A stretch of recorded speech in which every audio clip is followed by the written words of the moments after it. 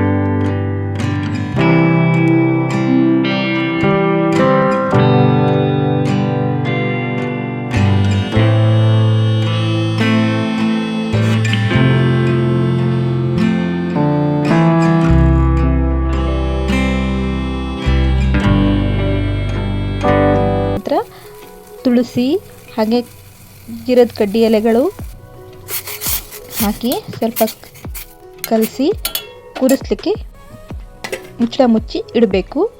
1-2 ನಿಮಿಷ ಆದ ನಂತರ ಓಂ ಕಾಳು, ಕಾಲ ಜೀರಿಗೆ ಮತ್ತು ಜೀರಿಗೆ ಇದನ್ನು ಮತ್ತೆ ಹಾಕಿ ಕಲಸಿ ಒಂದು ರೌಂಡು ಮತ್ತೆ ಕುದಿಸ್ಲಿಕ್ಕೆ ಇಡಬೇಕು. ಆದಷ್ಟು ಮುಚ್ಚಳ ಮುಚ್ಚಿ ಕುದಿಸಿ, ಯಾಕಂದರೆ ಈ ಆಯುರ್ವೇದಿಕ್ ಔಷಧಿಗಳನ್ನು ಮಾಡುವಾಗ ಯಾವತ್ತೂ ಮುಚ್ಚಳ ಮುಚ್ಚಿ ಕುದಿಸ್ಬೇಕಾಗಿರುತ್ತೆ. ಅದಕ್ಕೆ ಉರಿ ಮೀಡಿಯಮ್ ಆಗಿರಲಿ.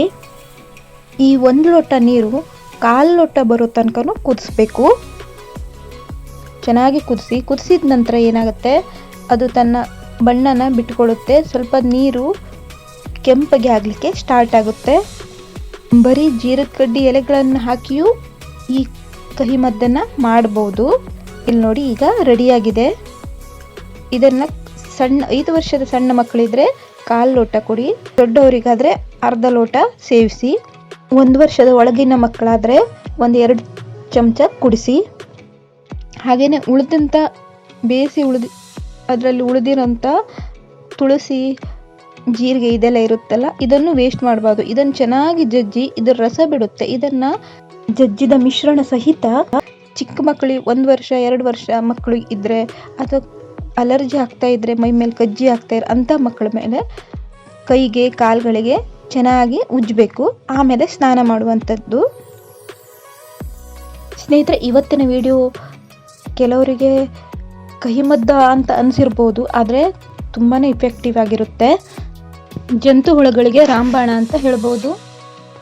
ಐ ಹೋಪ್ ಇವತ್ತಿನ ವಿಡಿಯೋ ನಿಮಗೆ ಇಷ್ಟ ಆಗಿದೆ ಅಂತ ಅನ್ಕೋತೀನಿ. ಇಷ್ಟ ಆಗಿದ್ರೆ ಲೈಕ್ ಬಟನ್ನ ಕ್ಲಿಕ್ ಮಾಡಿ, ಹೇಗನ್ನಿಸ್ತು ಅಂತ ಕಮೆಂಟ್ ಸೆಕ್ಷನಲ್ಲಿ ತಿಳಿಸಿ. ಇನ್ನೂ ತನಕ ಚಾನಲ್ ಸಬ್ಸ್ಕ್ರೈಬ್ ಮಾಡಿದೆ ನೋಡ್ತಾ ಇದ್ರಿ, ಸಬ್ಸ್ಕ್ರೈಬ್ ಮಾಡಿ. ಇದೇ ರೀತಿ ಹೊಸ ಹೊಸ ವಿಡಿಯೋಗಳನ್ನು ನಾನು ನಿಮ್ಮಂದೆ ಶೇರ್ ಮಾಡ್ತಾ ಇರ್ತೀನಿ. ಮುಂದಿನ ವಿಡಿಯೋನೊಂದಿಗೆ ಸಿಗೋಣ. ಬಾಯ್.